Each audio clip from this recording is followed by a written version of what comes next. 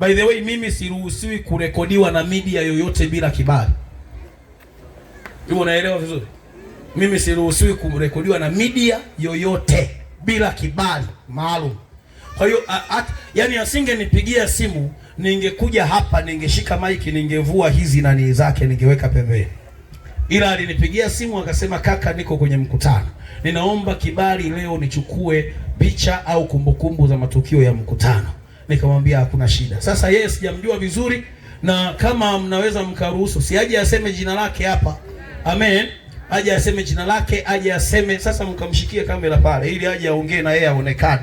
Makameramani hawaonekanagi kwenye nani, kwenye matukio yao. Amen.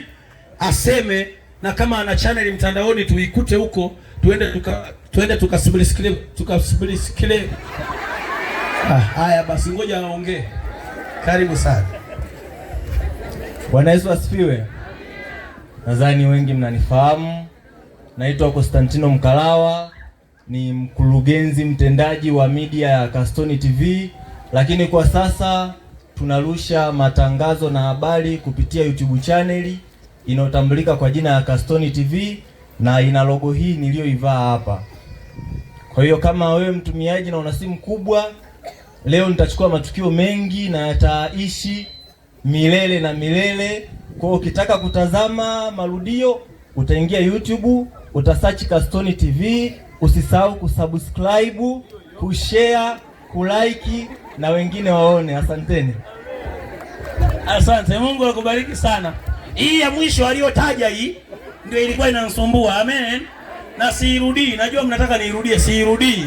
Hapo ndio imeisha hivyo. Sema amina. Hata mzee wangu Madini nikisema utaje hiyo tutachanganyikiwa hapa. Kwa hiyo tuishie hapo hapo. Nenda mumtafute kwenye hizo channel zake, mfanye hivyo. Vijana ambao Mungu anawapa neema kama hawa, watieni moyo.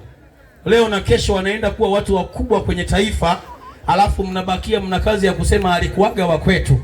Kwa hiyo wakati anawaambia mambo kama hayo, mumtie moyo na mumuunge mkono. Sema amen.